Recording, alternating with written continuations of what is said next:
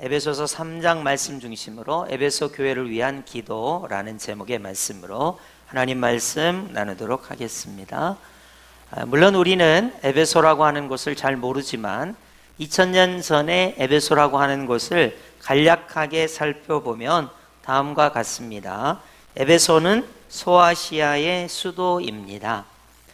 우리로 치면 지금은 정확히 그렇진 않습니다만은 전라남도의 어떻게 보면 도청 소재지가 광주였다 이런 식으로, 지금은 그렇지 않죠. 전라북도의 도청 소재지가 전주다 이런 식으로 그 지역의 수도를 가리킵니다.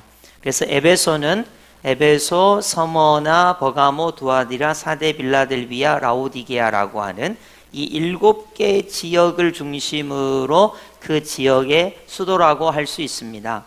더더군다나 최대의 항구 도시라고 할 수 있고 동서양을 이어주는 교통의 요충지라고 할 수 있습니다. 왜 동서양을 이어주는 교통의 요충지냐? 동쪽으로는 동양에 있는 모든 물물을 가지고 서양으로 갈 때 지나가야 하는 요충지가 에베소라고 하는 곳입니다. 그리고 서양에 있는 어떤 물건들을 동양으로 옮겨갈 때 에베소라고 하는 이곳을 지나가야 돼요. 그러니까 동서양을 이어주는 교통의 요충지라고 할 수 있습니다. 여기는 그때 당시 가장 부가 축적된 곳이라고 할 수 있고요. 어느 정도 부가 있었냐면 2만 5천 명을 수용하는 대극장을 가지고 있었습니다. 여러분, 지금도 2만 5천 명을 수용하려면 야구 경기장이나 축구 경기장 정도 돼야 돼요. 그러려면 월드컵이나 아시안 게임 정도 할 수 있는 국가 역량이 결집돼야 그 정도가 되거든요. 그러니까 이 에베소라고 하는 곳이 이 정도의 그런 도시라는 것을 알 수 있습니다. 여기서 여담으로 우리 동부 육군에서만 통용되는 말이 있는데요. 아마 젊은 사람들은 동부 육군이 무슨 말인지도 모를 수 있습니다만은 연세 조금 있으신 분들은 알 수 있습니다. 여수에 가면 돈 자랑하지 마라, 이런 말이 다른 지역에서는 전혀 모르고요, 우리 동부 육군에서만 통용이 됩니다. 그죠? 여수에 가면 왜 돈 자랑을 하지 말라고 했나 어른들한테 물어봤더니 공단이 있어서 돈이 많고, 더더군다나 여기는 항구여가지고 물고기를 많이 잡으면 그때 돈이 많이 풀리고, 이건 좀 안 좋은 건데 옛날에 밀무역 같은 거를 해서 돈이 많았다고 하더라, 이런 식으로 설명을 하십니다. 그리고는 순천에 가면 뭐 자랑하면 안 돼요? 얼굴을 자랑하면 안 된답니다. 그래서 저는 어릴 때 진짜 순천 사람들이 워낙에 인물이다, 출중하나 보다, 그렇게 생각을 했습니다. 이 동부 육군에서만 통용되는 거예요. 혹시 유튜브를 들으시는 전국의 분들은 오해하지 마시기 바랍니다. 동부 육군에서만 통용이 되는 말입니다. 그리고 보성 벌교 사람들은 또 오해하지 마세요. 동부 육군에서는 그쪽 지역에 가면 주먹 자랑을 하지 말라고 그랬어요. 왜 그랬는지는 모르지만 하여튼 동부 육군에 그런 소문이 있었습니다. 그러니까 각 지역마다 이런 소문이 있듯이 이 에베소라고 하는 곳은 그 지역의 수도였지요. 그 다음에 항구 도시였지요. 동서양의 문물을 연결해주는 교통의 요충지죠. 또 부가 집중되고 2만 5천여 명의 극장을 가지고 있었고, 세계 7대 불가사의 중에 하나인 아데미 신전이 있는 그곳이 바로 에베소였습니다. 이 에베소에 사도 바울이 3차 선교 여행을 떠나서 그곳에서 감사하게 이방인들이 예수님을 믿기 시작하고 우상 숭배하던 그들이 교회로 부르심을 받고 성도로 부르심을 받았습니다.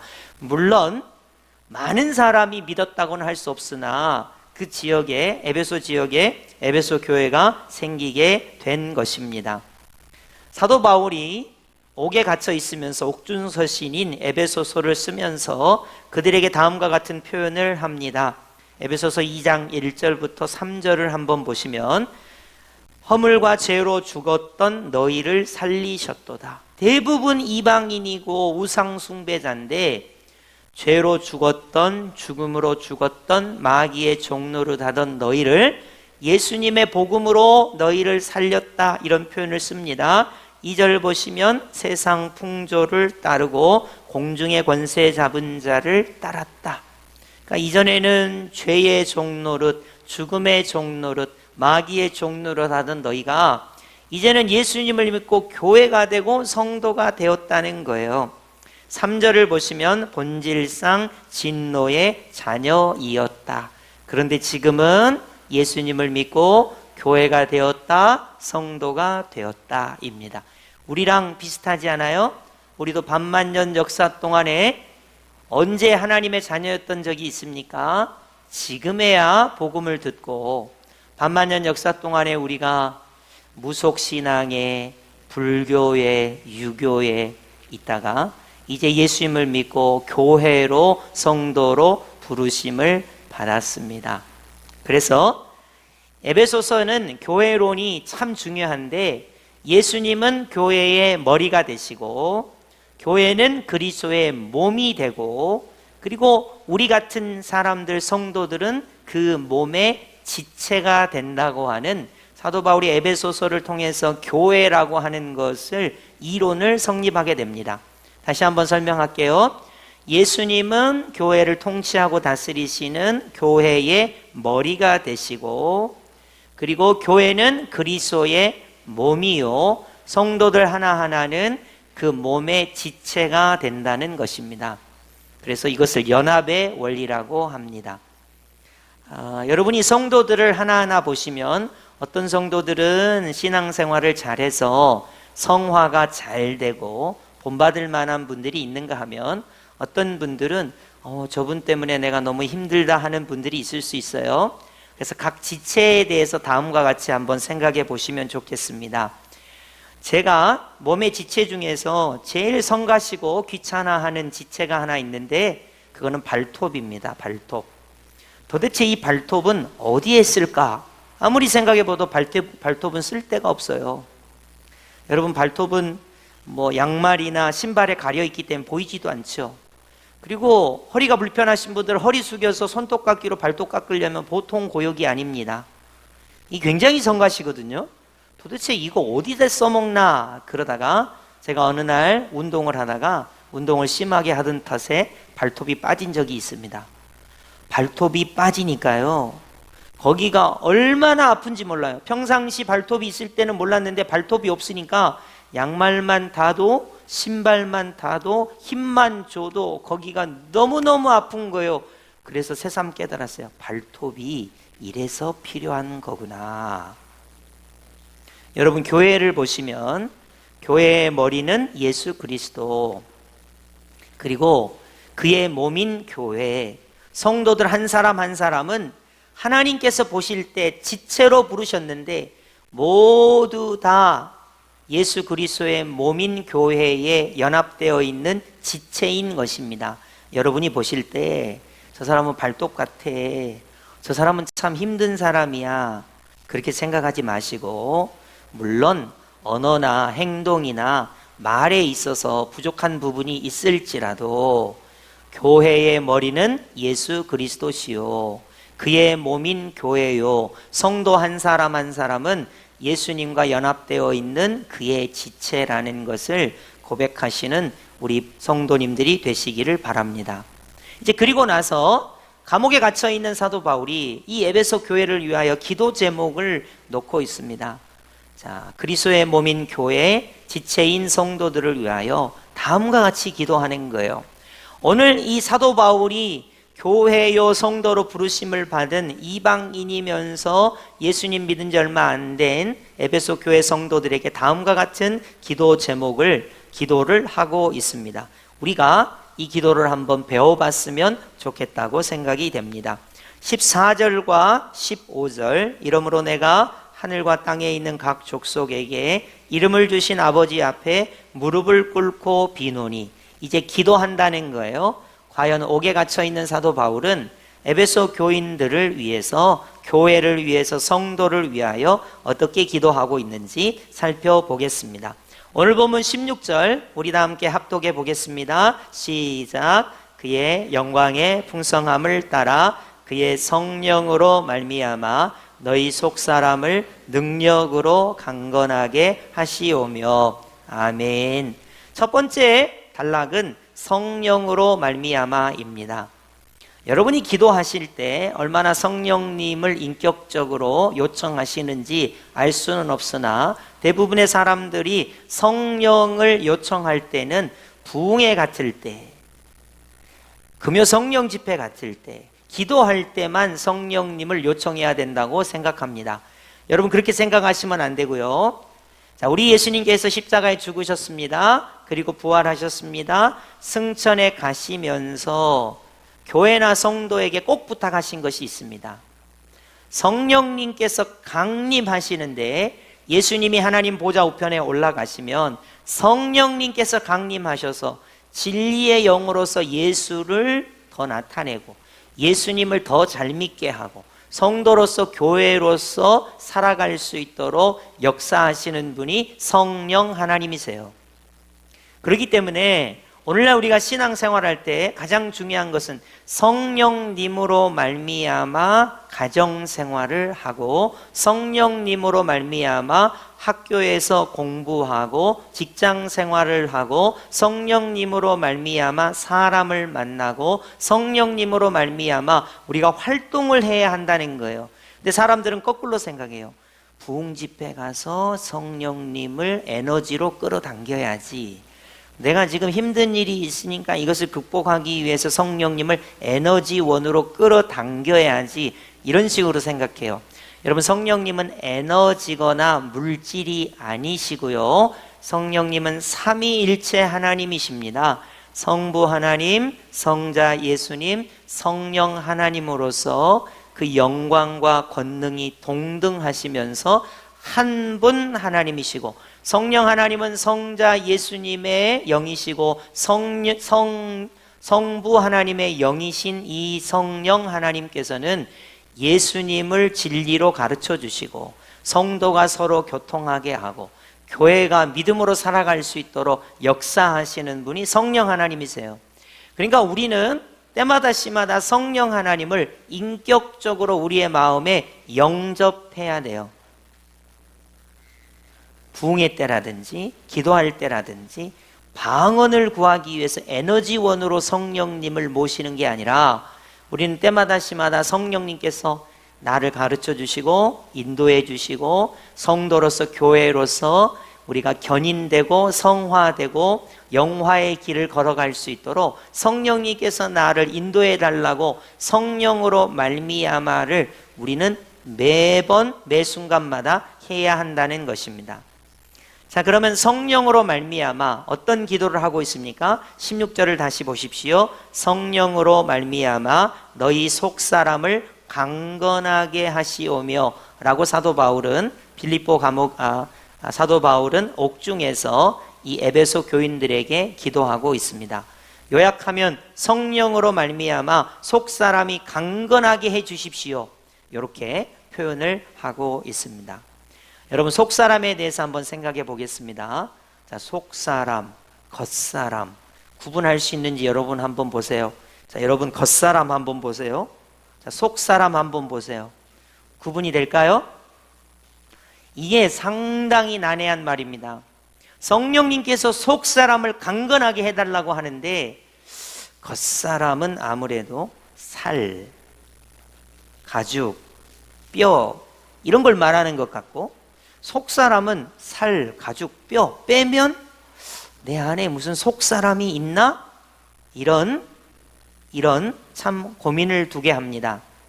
보통은 쉽게 이분법으로 구분하면 영혼이 있고 육체가 있다, 이게 이분법이에요. 삼분법으로 하면 영, 혼, 육이 있다, 이렇게 구분을 합니다. 특히 혼은 지, 정, 의와 같은 그런 것을 혼적인 존재라고 해요. 그냥 우리가 쉽게 영혼이 있고 육체가 있다면 육체적인 관점은 겉사람, 영혼이 혹은 속사람이라고 우리가 말한다면 예수님을 믿고 거듭나서 예수님의 장성한 분량까지 성숙해야 하는 속사람, 이런 식으로 우리가 표현할 수 있겠습니다. 그러나 죽음이 우리를 갈라놓기 전까지는, 영혼과 육체가 분리될 수 없어요. 영혼과 육체는 결합되어 있습니다. 그렇기 때문에 죽음이 우리를 갈라놓기 전까지는 겉사람과 속사람을 완전히 분리하기가 불가능합니다. 그래서 우리가 살아생전에는 속사람이나 겉사람이나 이게 혼재되어 있고, 여러분이 이해하기 쉽게 영혼이 구원받아 예수님을 닮아가야 하는 존재로서의 속사람이다, 이렇게 광의의 표현으로 여러분이 이해하시면 좋겠습니다.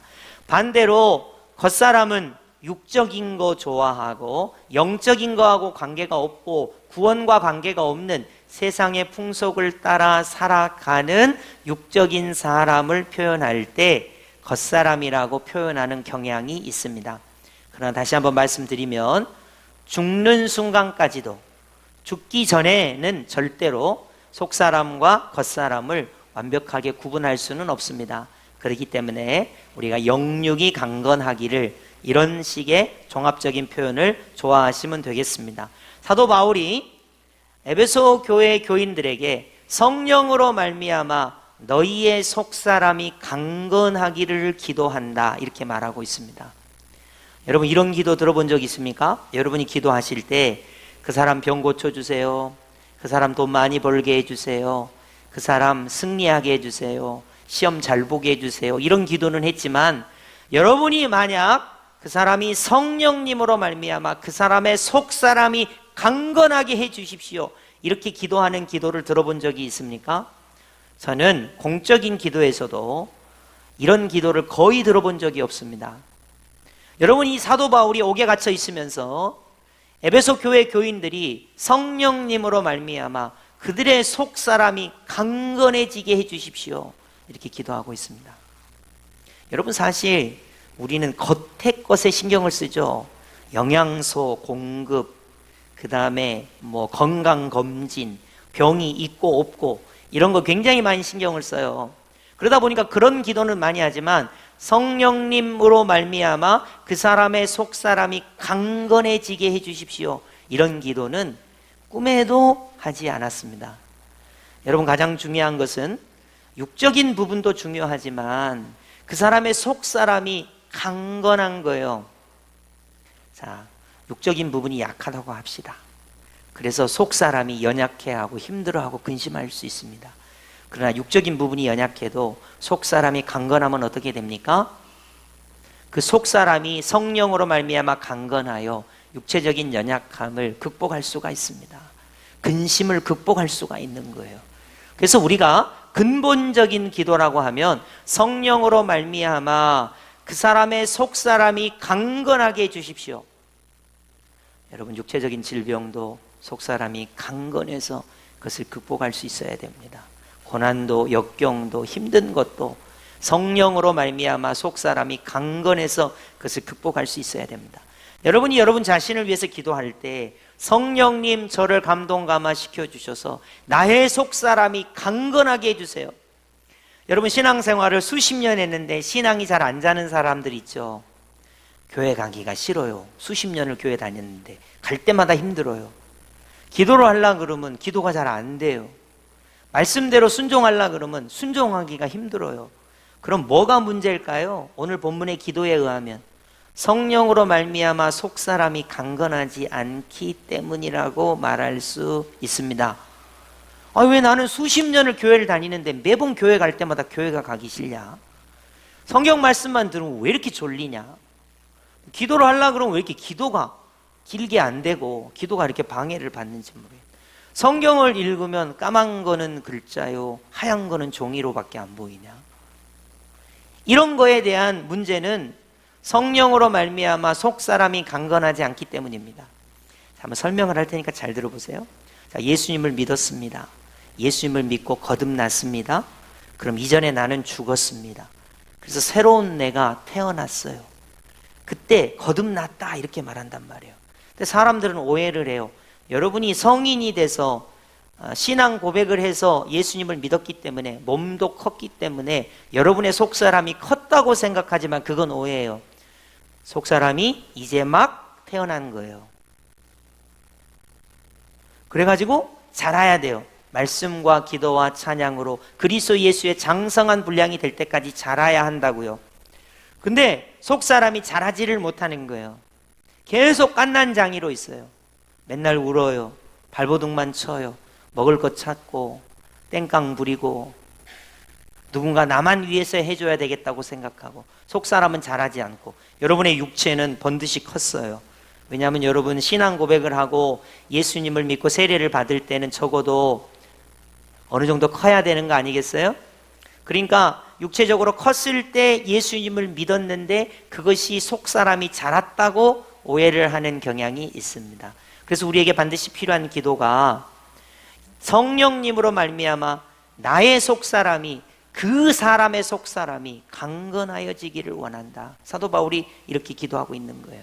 이게 얼마나 중요한 기도 제목인지 여러분이 꼭 인식하시고 반드시 여러분이 여러분의 남편이나 아내나 자녀나 혹은 친구나 누군가에게 기도를 할 때는 하나님 아버지 성령으로 말미암아 그 사람의 속 사람이 강건해지게 해 주십시오. 물론 육체적인 건강이 매우 중요합니다. 영육을 아울러서 우리가 이야기할 때 속 사람이 성령으로 말미암아 강건하게 해 주십시오. 여러분 속 사람이 강건하면요 요셉처럼 노예로 팔려가도 강건할 수 있습니다. 보디발의 집에서 아무런 잘못도 없이 감옥으로 직행해도 강건할 수가 있습니다. 그리고는 고백합니다. 이 모든 것이 하나님께서 뜻을 이루기 위하여 그렇게 하셨다고.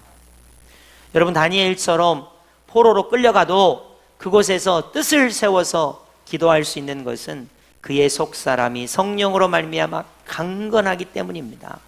그래서 우리가 오늘 이 사도 바울이 옥에 갇혀 있으면서 에베소 교회를 위해서 기도할 때 성령으로 말미암아 그의 속사람이 강건하게 하여 주옵소서. 이 기도가 우리의 기도가 되기를 예수님의 이름으로 축복합니다. 아멘. 이제 우리 에베소서 3장 17절 상반절로 가시겠습니다. 두 번째 기도 제목이 나옵니다. 우리 다 함께 상반절 우리 합독하겠습니다. 시작. 믿음으로 말미암아 그리스도께서 너희 마음에 계시게 하시옵고. 아멘. 이게 대꾸로 돼 있는데 성령으로 말미암아 믿음으로 말미암아 이렇게 대꾸로 돼 있습니다. 이제 우리에게 중요한 것은 믿음으로 말미암아 예수님께서 우리 마음에 계시게 하시옵고입니다. 자, 우리 예수님은 하나님 보좌 우편에 계세요. 이 하나님 보좌 우편에 계시는 예수님이 뭐로 말미암아 우리 마음에 계시는 것으로 믿어질 수 있냐면 믿음으로 말미암아 예수님이 내 마음에 계시게 하라 하는 것입니다. 자, 의심하면 예수님이 내 마음에 안 계셔요. 그러나 예수님이 내 마음에 계신다고 믿으면 예수님이 내 마음에 계시는 거예요. 여러분 우리가 희망이 없고 절망이 있을 때 사람이 자기 목숨을 끊으려고 하죠. 자, 예수님 한편의 강도가 십자가에서 죽기 직전에 주 예수여 당신의 나라에 임하실 때에 나를 기억하소서 하고 예수님이 자기 옆에 계시는 것을 믿고 예수님을 믿었습니다. 그때 오늘 내가 예수님과 함께 낙원에 있으리라. 다시 말씀드립니다. 믿음으로 말미암아 예수님이 내 마음에 계시게 해야 돼요. 믿음이 아니고서는 예수님이 내 마음에 계시지 않습니다. 믿음으로 말미암아 예수님이 내 마음에 계시게 해야 돼요. 몸이 아파도 믿음으로 말미암아 예수님이 내 마음속에 계시게 해야 돼요. 여러분이 물질의 문제가 있어도 믿음으로 말미암아 예수님이 내 마음속에 함께 하시도록 해야 돼요. 여러분이 고난과 근심이 있을지라도 믿음으로 말미암아 예수님이 내 마음에 함께 하시도록 해야 돼요. 예수님이 내 마음에 계시기만 하면 우리에게는 그것이 바로 구원입니다. 그렇기 때문에 사도 바울은 이 에베소 교회를 위해서 기도할 때 성령으로 말미암아 너희 속 사람이 강건하기를 위하여 기도하고 믿음으로 말미암아 그리스도께서 너희와 함께 계시도록 하라 이 기도를 하고 있습니다. 여러분 이런 기도하시는 분 여러분 들어보셨어요? 우리 예수님 그에게 믿음으로 말미암아 예수님이 그 마음속에 함께 계심을 확신하게 해 주십시오. 여러분 이렇게 기도하라고 사도 바울이 가르쳐 주고 있는 것입니다. 이제 세 번째 사도 바울의 기도 제목을 보도록 하겠습니다. 17절과 18절로 가시겠습니다. 우리 다 함께 합독합니다. 시작. 너희가 사랑 가운데서 뿌리가 박히고 터가 굳어져서 능히 모든 성도와 함께 지식에 넘치는 그리스도의 사랑을 알고. 아멘. 17절 후반절을 잘 보십시오.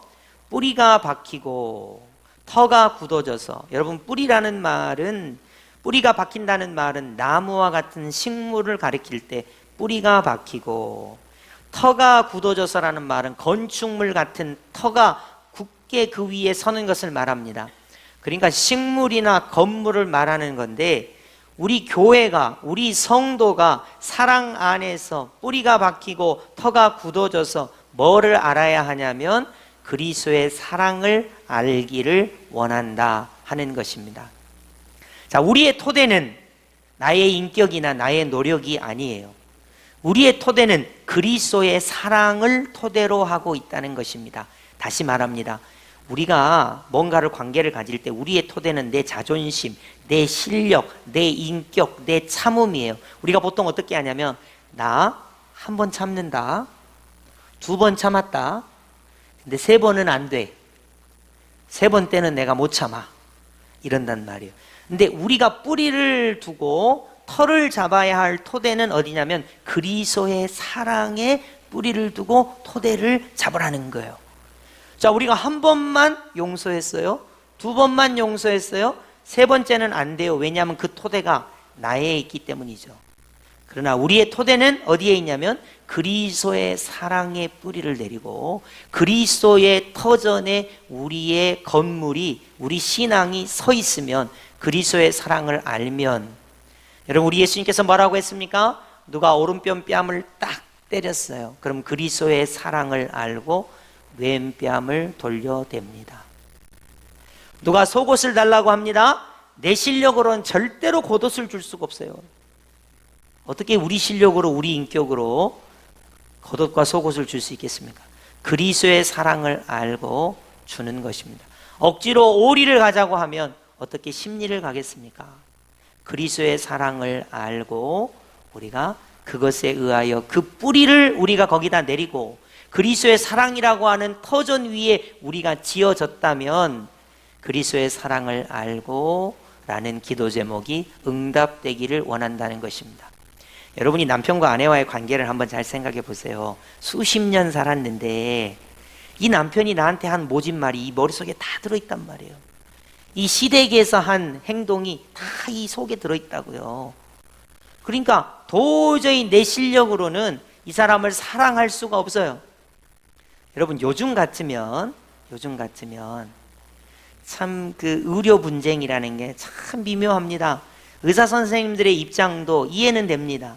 그러나 환자분들의 입장도 있을 거 아니에요. 국가의 입장이야 우리가 그거는 신경 쓸 바는 아니지만은 어쨌든 참 요즘 미묘해요. 그런데 상대방이 하는 거 보세요. 환자는 환자 나름대로, 의사 선생님 나름대로, 국가는 국가 나름대로 다 자기 얘기만 하는 거예요. 그러니까 여기서 해결책은 뭐겠어요? 우리에게 해결한다면 그리스도의 사랑에다가 뿌리를 내리면, 여러분 의사 선생님들 그리스도의 사랑에 뿌리 내리면 자기 유익을 굳지 않습니다. 환자들도 마찬가지예요. 국가도 마찬가지입니다. 그리스도의 사랑을 알고 그리스도의 사랑에 뿌리를 내리면 그것이 남편과 아내의 관계든 노사의 관계든 혹은 북한과 남한과 같은 이런 적대 관계든 그리스도의 사랑에 뿌리를 내려야 된다는 거예요. 그래서 사도 바울이 기도 제목을 세 가지를 줬습니다. 첫째는 성령으로 말미암아 속사람이 강건해지기를 원한다. 믿음으로 말미암아 그리스도가 너희 마음에 계시게 하기를 원한다. 그리고 세 번째는 그리스도의 사랑을 알기를 원한다. 이렇게 말하고 있습니다. 그리스도의 사랑을 알기를 원합니다. 예수님이 나를 사랑하신 예수님의 사랑은 뭐지?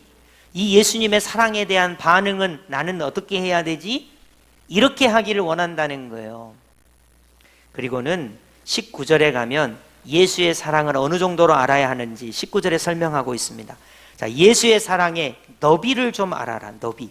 예수님의 사랑이 얼마나 넓은지, 예수님의 사랑이 얼마나 큰지, 긴지, 예수님의 사랑이 얼마나 높은지, 예수님의 사랑의 깊이가 얼마나 깊은지, 그것을 좀 깨달았으면 좋겠다. 우린 이래요. 나 예수님의 사랑으로 한 번 봐줬어. 예수님의 사랑으로 두 번 봐줬어. 에이, 이제 안 봐줘. 그건 예수님의 사랑의 길이와 너비와 길이와 높이를 무시하는 거예요. 여러분, 우리 예수님의 사랑은 얼마나 큽니까? 높고 높은 하나님의 보좌를 버리시고 낮고 낮은 이 땅에 내려오셨습니다. 그게 예수님의 사랑의 크기예요. 자기 목숨을, 저와 여러분을 구원하시기 위하여 십자가의 대속제물로 죽으셨어요. 그게 예수님의 사랑의 크기입니다. 이 크고 넓고 깊은 예수님의 사랑에 기초해서 살아가라, 이것입니다. 우리는 성령님도 의지하지 않고 믿음으로 살려고 하지 않고 예수 그리스도의 사랑에 기초하지 않고 살아가려고 하고 있어요. 그리고 열심히 성공하려고 발버둥을 치고 있습니다. 사도 바울은 기도하고 있습니다. 성령으로 말미암아 너희 속사람이 강건하기를, 믿음으로 말미암아 그리스도가 너희 마음속에 계시기를, 그리고 그리스도의 그 사랑의 크기와 넓이와 높이를 깨달아 그리스도의 사랑을 알기를 위해서 기도하고 있는 것입니다. 제가 여기 메모를 하나 해놨어요. 자, 너비와 길이를 만약에 우리가 이야기하자면, 예수 그리스도의 사랑의 너비와 길이를 이야기한다면, 만약에 예루살렘이다, 그러면 유대인들은 예루살렘 중심의 사랑의 크기만을 가지고 있을 거예요. 유대다, 그러면 유대만큼. 근데 사마리아다, 그러면 사랑하기가 좀 어려워요. 왜냐하면 혼혈족이니까 유대인들이 사마리아 사람들을 사랑하기가 어렵습니다. 예수 그리스도의 사랑의 크기가 커져야죠. 사마리아 사람들도 품어야 돼요. 땅끝까지, 여러분, 땅끝까지 사랑하려면 어떻게 될까요? 자, 땅끝까지 가다 보니까 무슬림이 있습니다. 이슬람이 있는데 어떻게 사랑하겠습니까? 땅끝까지 하다 보니까 무속신앙이 있습니다. 땅끝까지 하다 보니까 힌두교가 있습니다. 땅끝까지 하다 보니까 유교가 있고 불교가 있습니다. 땅끝까지 하다 보니까 공산주의자들이 있습니다. 땅끝까지 하다 보니까 동성애도 있고 여러 가지 복잡한 문제들이 있습니다. 예수 그리스도의 사랑의 크기를 우리는 어디까지 제한해야 될까요? 저는 기도할 때 유럽을 위해서 여러분 기도합니다. 여러분, 유럽을 위해서 여러분 기도하면 여러분 어떻게 기도하시겠어요? 저는 물론 우리나라와 민족을 위해서도 기도하지만 유럽을 위해서 기도, 딱 한 문장으로, 종교개혁의 그런 은혜가 있었듯이 오직 말씀, 오직 믿음으로 다시 한번 유럽이 종교개혁이 일어나게 해주십시오. 이렇게 기도합니다. 왜 제가 이렇게 기도하지는 아세요?